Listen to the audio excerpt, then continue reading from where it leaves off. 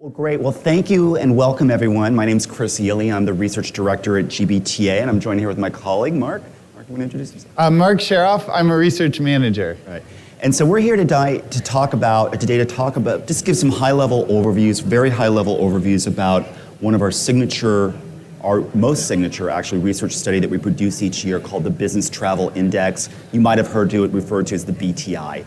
And what this is, it's a comprehensive view of total global business travel spend, all categories, air, hotel, ground, meals, transportation, whatnot, that's involved with the business, in business travel.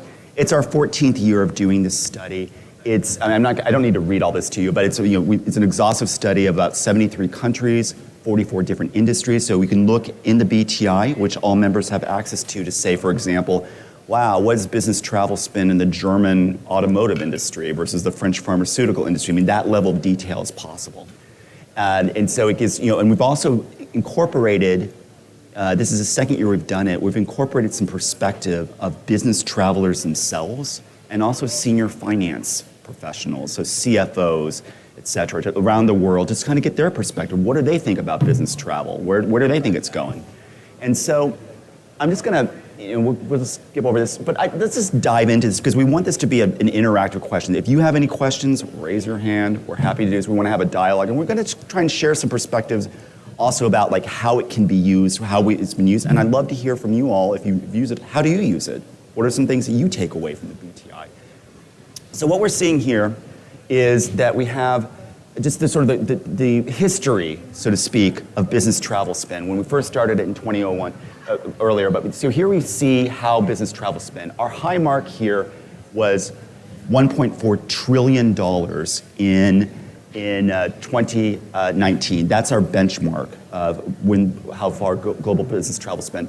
Obviously, with the COVID pandemic, it dipped down, fell about 54% to about $661 billion globally. Interestingly enough, if you look at it, Q1 of 2020 was actually a good quarter for business travel because the pandemic didn't really hit until the beginning of Q2. So if we were, just a side note, if we were to just think about the 3 quarters of 2020 and compare that with the 3 quarters of the second, third, and fourth quarter of 2019, business travel was actually down closer to 64, 66% if we just do those quarter comparisons. So we've got some growing to do, but there's good news here we're going to see. And this is our breakout. We are forecasting almost nearly $700 billion globally in 2021. And here we put out some of the breakout of how that's distributed. Again, we see here like the percentage that it takes. So 20% of this is in Europe, 4% in Latin America, et cetera. So let's now move on to, I'm just going to skip through some of this. Is this one of yours, Mark?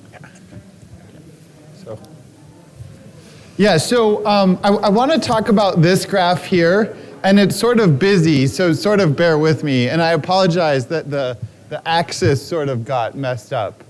So it's hard to see what's going on here. But the red line, this tracks daily COVID infections. And then all the bars at the bottom, this is a daily index of business travel spend. And what we see is that there's a negative correlation for most of the last 2 years. And this is extremely obvious. So we see here, COVID cases are going up, business travel spend goes down. COVID cases are going down here, and then business travel spend starts to go up. So obviously, COVID cases are not good for business travel. But we get to the spring and the summer of this year, and this sort of becomes decoupled a little bit. So I want to point you to here, COVID cases are rising here, but business travel is still rising as well.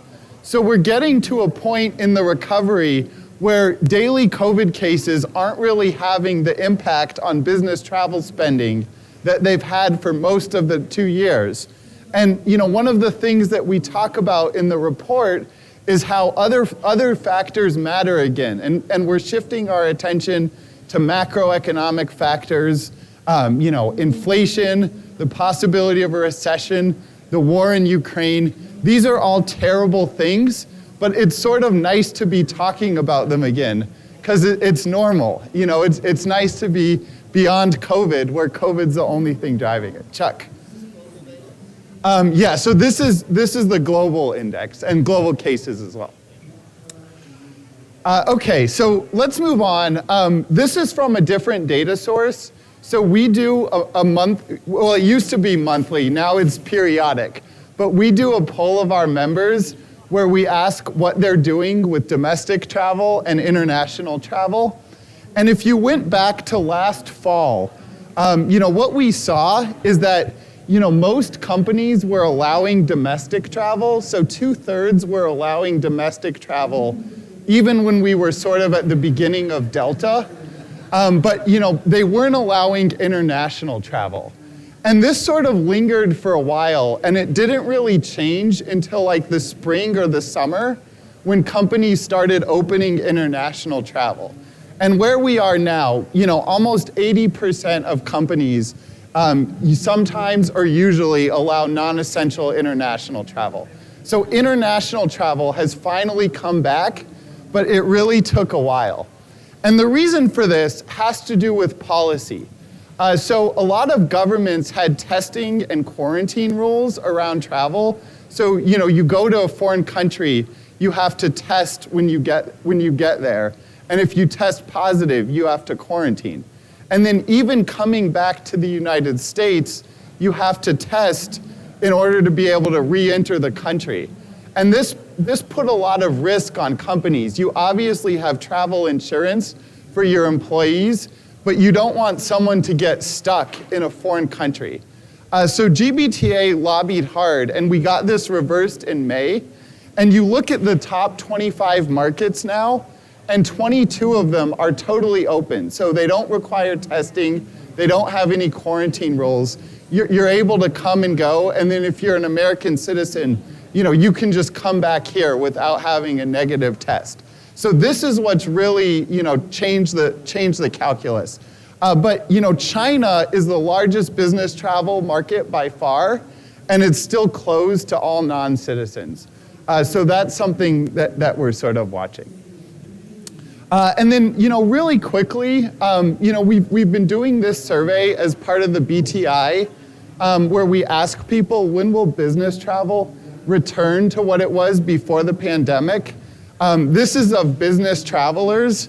And this year, 37% of business travelers tell us that they're already traveling as much as they were pre-pandemic. And then 91% are traveling as much as they were pre-pandemic, or they expect to return to that level by next year. So this number takes the 37% and it adds in the percent that expect to return to the pre-pandemic level by next year. Chuck? That's not travel spend. No, this is Commission. Anticipated volume by business travelers themselves. So I'll turn it back over to Chris. Okay, great, thank you. All right, so high-level overview. I mean, there are certain conditions that need to happen that for business travel return. I know we see here COVID-related, but there are challenges that impact business travel. So we have COVID-related bottlenecks, stimulus. The war in Ukraine is having a huge impact right now, particularly in Europe. But inflation, rising prices, continued supply chain disruptions, and as well as the shutdowns in China. And then what we're seeing here is sort of what's another challenge is that governments around the world really pumped a lot of money into national economies, and so there's a lot of that, which is helping also impacting inflation rate. But here we can see here just sort of like the interest rates and how central banks around the world are raising interest rates to try and combat inflation. Okay, and then we have here sort of this is sort of an interesting chart where it just seems like what we see here in the red bar is sort of like the average inflation rate in countries here in the what it was and then what it is now. And so it's interesting that we still see it's lower today, like in some countries like Indonesia, maybe even Japan, but around the world we're seeing like certainly higher inflation rates. So for Korea, for example, it's about 4% now, whereas this is what it was pre-pandemic. So we're seeing the impact of inflation is significantly impacting global economies around the world. Here's the IMF's projections about inflation rates, about GDP growth. It's been ratcheted down quite significantly since we last presented this back in November. But the IMF is predicting the global economy, the growth is expected to be about 2.9% growth compared to, if I believe correctly, that's almost like a 1.5 lower than what we were forecasted back in November. But advanced economies, it's down to about 1.4, and emerging markets, 3.9% growth. So this certainly is impacting GDP growth, and the inflation is impacting GDP growth around the world. Here's an interesting case study about China. Again, China is experiencing, because of the zero policy, the zero COVID policy, and lockdowns, we're seeing significant declines in GDP growth and the forecast for it. And then also, I'm going to actually, just to let everybody know, I just want to make sure we have enough time for questions. So forgive me if I'm speaking a little too quick. Attention on the expo floor. Please know the Tech Safari Live is going on now at Expo Theater number 1. Please make your way. We're presenting. What about our session? Exactly. What about us? Okay. We're live too. Mark, is this your next section? Mark's going to talk. Now we're going to get into just what the actual forecast from the recent BTI has found. Yeah, and sorry, if you don't mind, this is a little detailed, so I brought some notes. But now we're going to get into like the nitty-gritty numbers about our forecast. And the way that the BTI works, we estimate the current level of spend, and we have estimates that go back to 2000, but then we forecast 5 years into the future. With any forecast, there's a lot of uncertainty, and it's sort of hard to know if a recession will happen and when it will happen. So it's important to keep that in mind. But I sort of want to walk you guys through the general picture. Let's start with COVID. So the year 2020 was not a good year for the business travel industry. Overnight, business travel plummeted. How much did it plummet? It went down to $661 billion, and the last time it was this low was in 2004.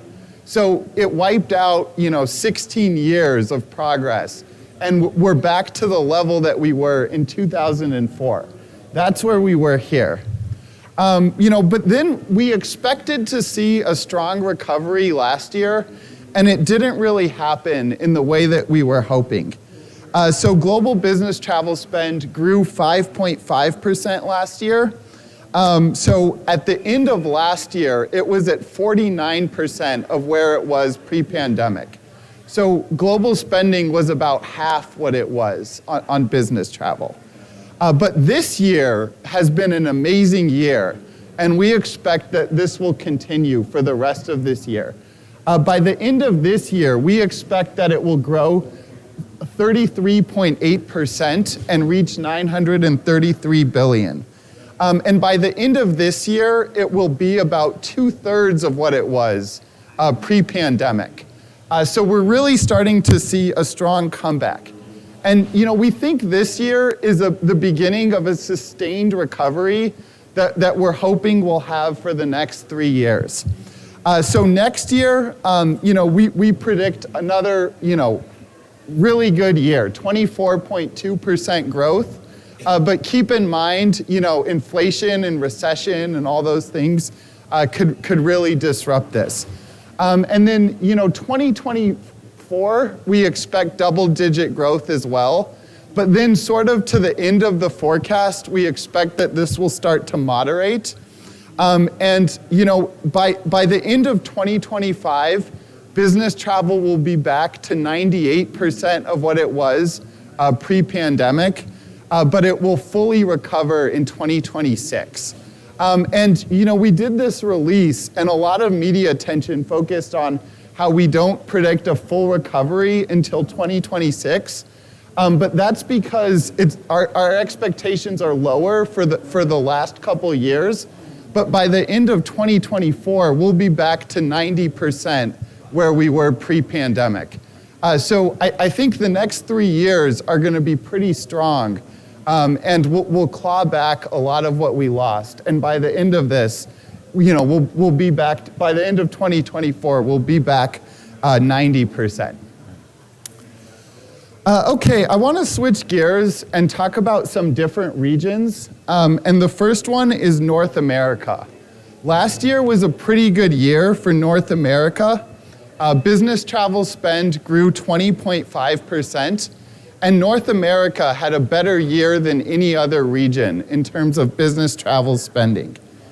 This year, 2022, we expect another good year for North America. We expect it will grow 40% this year, but this will be a lot lower than Western Europe. And so, we've seen 2 years where North America has done pretty well, but because of that, it will sort of moderate in like 2024 and 2025. Western Europe, so out of all the regions that we track, last year, Western Europe did worse than any other region. But this year, it will do better than any other region. So this year, we predict that Western Europe business travel spend will grow more than 70%. And I think the story here is that a lot of lockdowns and COVID-related fears, persisted in Europe for longer than they did in North America. And European companies were a little more reluctant to open travel, like last summer and fall. But they're starting to bring it back this year. So there was more pent-up demand in Europe than there was in North America. But with that, I'll turn it back over to Chris. Right. And another thing I wanted to point out, thank you, Mark, was that also the impact, again, I mentioned earlier, of Ukraine and what's happening in Ukraine is we don't know for sure, but it could likely impact and bring this down even lower in Europe, particularly. But let's talk about APAC. So APAC, as mentioned earlier, is pretty much dominated by China in terms of business travel spend. Much of China's business travel spend is domestic, so that's where we see the growth. There's not a lot of input. There's not a lot of clearly people coming into China from abroad, international business travel into China, particularly if you have to wait 3 weeks to quarantine before you can actually leave. That's having an impact, and so that's what's really ratcheting down a little bit are some of our previous growth expectations that we forecasted earlier. But certainly, and also it's also important with China is also not just the COVID and lockdowns, but also we make a note here about debt worries and other economic impact within China, which is severely impacting the Chinese economy. Latin America has actually done quite stronger. Now, granted, Latin America is a lower base in terms of actual spend in terms of the global picture, but Latin America has actually has had stronger growth, particularly driven by as increase in vaccinations. I believe, for example, Brazil is about 80% now vaccinated, which is one of the largest markets in Latin America. But certainly, Latin America did not experience as many travel bans, and also we've seen in our research that respondents and business travelers in Latin America were always much more willing and interested in willing to go on business travel than other regions, even during the height of the pandemic. But we're expecting strong growth in Latin America, but albeit it's not pulling the global spend up because it's a lower base in the first place. Okay, so some key takeaways from this, and before we want to open up to questions, and I'd love to hear your perspective on some of these findings. But certainly it began to ramp up in late 2021, but then Omicron happened and COVID cases spiked, and then it regained momentum in 2022. We expect that global business travel will hit about the 1 trillion mark this year, almost 1 trillion, which is about 65% of pre-pandemic levels. It's been aided by significant improvement in vaccination rates. That's key. Is key, and it was key to increasing business travel and travel management policy and sentiment. And some of the biggest threats to recovery are really geopolitical and macroeconomic, such as the war in Ukraine, prolonged supply chain issues, and inflation are likely, and the risk of a recession, quite frankly, is something we also need to look out for. And there's just different performance in different countries, and that continues to sort of be the hallmark of it. And one thing with the BTI as well is, many of you might know, is that there is, again, as I mentioned earlier, some of the specific country level findings. So if someone wanted to find out about France versus Germany, et cetera, we certainly have that information. But we do expect business travel gain to reach that 2019 peak of 1.4 trillion by 2026. It's worth noting, when we released the BTI back in November, our last convention, we expected to hit that 1.4 trillion mark by 2025. But there was no war in Ukraine, inflation was not an issue, all these other things. So we're basically pushing out full recovery, that full 2019 recovery, about an additional 18 months approximately from what we forecasted earlier. So with that, I know that was quick, but I want to hear from you and thoughts that you have about business travel spend. If any of you, your companies, or you use the BTI, I'd love to hear how you all use it, what you find most helpful about it. So any questions that anyone has or thoughts about business travel spend, where the forecast is. Yeah. I'll be the mic runner too. I was just wondering if... Oh, is it on? Is this on? Okay. Speak loudly. Okay. Anyway, I just wondered if capacity is factored into any of these numbers, like with the airline seats that are available. That is a metric that is used. So the question was about capacity in airline seats. Is that a metric that's used to it? And there are multiple factors that are included in our modeling, and capacity is one of them. We've seen certainly that a challenge has been that capacity is reduced. Airlines are parking planes, and so there's not as much capacity. For example, in most of the verticals, but also particularly airlines, hotels, there are labor shortages, which is impacting capacity in flights. There's also, again, taking flights offline, so to speak, that is increasing, and that's also impacting pricing as well for all things. I think I mentioned earlier that. Okay, thank you. For example, the GBTA pricing forecast, which is a separate research piece from this, does forecast that this year, globally, hotel prices, for example, are expected to rise about 18.5%, 19% compared to last year. Airfare, about 48.5% compared to last year. That's still a little bit, it is a dramatic spike, but that's still, that 48% for airlines is still lower than what it was in 2019 when you actually look at the dollars, because airlines prices dipped so low during the pandemic. But also there's, and countries are just ratcheting up their their capacity as well. Like for example, Australia, many of you might have heard, it's like you could leave Australia, you just couldn't get back into Australia, so nobody left Australia, which that has also an impact on things like car rental prices. So those have gone up as well. But yes, that was maybe a long-winded answer to your question. But any other questions, thoughts? Yeah. Oh, well, let's get. No, you don't. Just clarification. I know you said we are full recovery in 2026. Mm-hmm. What is next year? Is it 90%? Next year we're at 65% now. Next year. No, so yeah, at the end. Oh yeah, you're right. No. Let me get my notes. Sorry. But at the end of this year, we'll be at 2/3. 2/3. So 66%. Right. And then at the end of next year, we'll be at 81%. And so we'll be back to 4/5, but then the growth rate will be slowing. So then the year after that, we'll be at 90%, and then the year after that, 98%, and then 2026 will fully recover.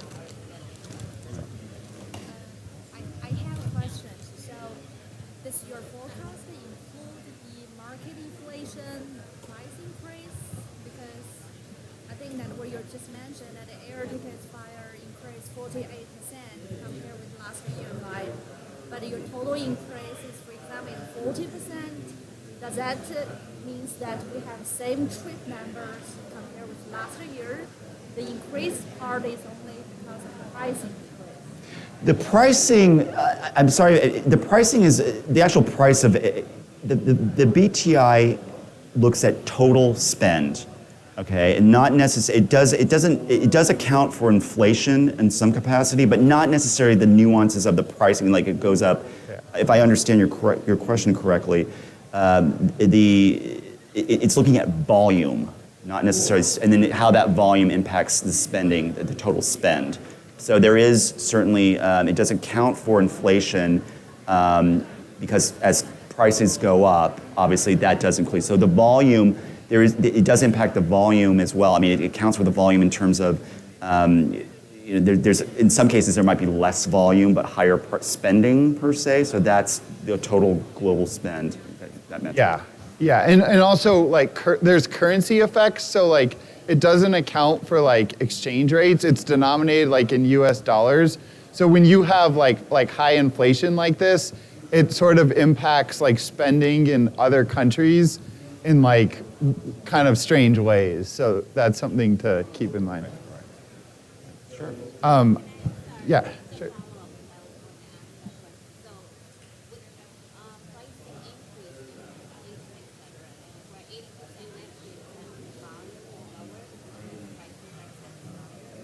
No, not necessarily. Not necessarily. I hate to say this. It depends. How should I word this with the volume and the inflation? I mean, do you think how would I word this? Yeah. I mean, so I think the answer is that we know business travel volume is lower, and it will probably still be lower next year. But I think the recovery has been like faster than we expected. But I see your point, which is like if we're at 80% of spend next year, we might be at a lower percentage of the volume. Volume, right, exactly, yeah. Volume. Well, but that depends on pricing as well. But right. That's the gist of it.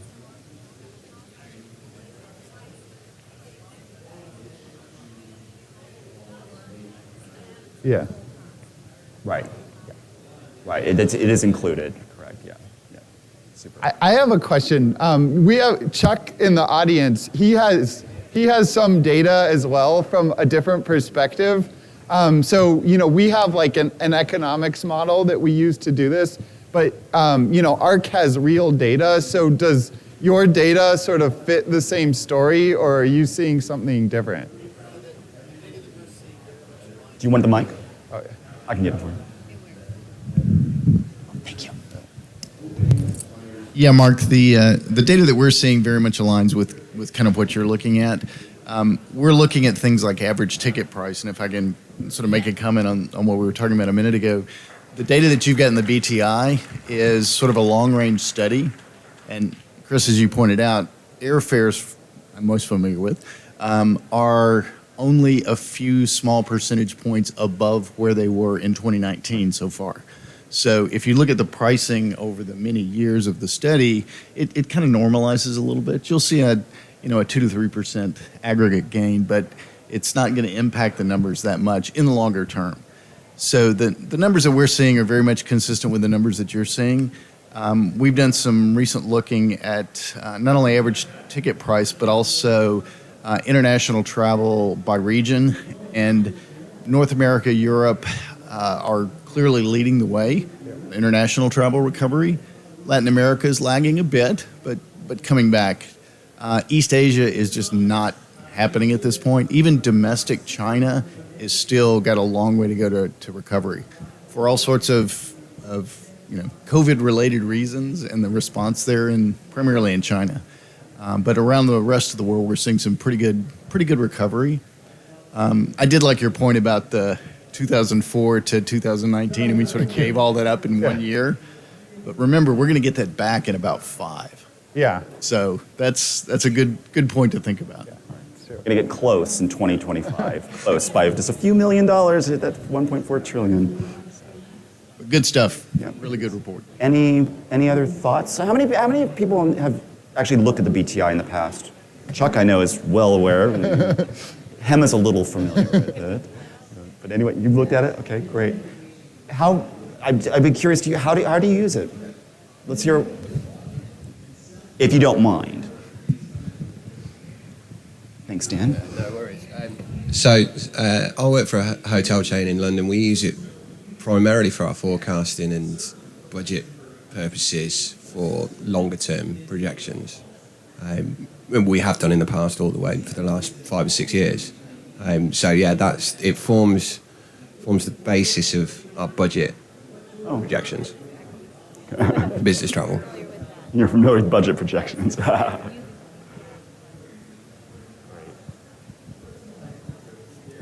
What, for the folks that have looked at the BTI,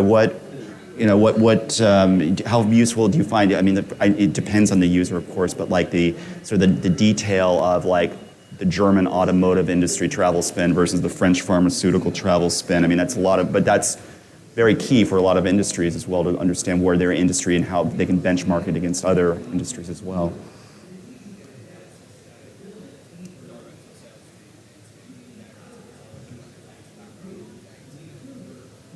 Great, super.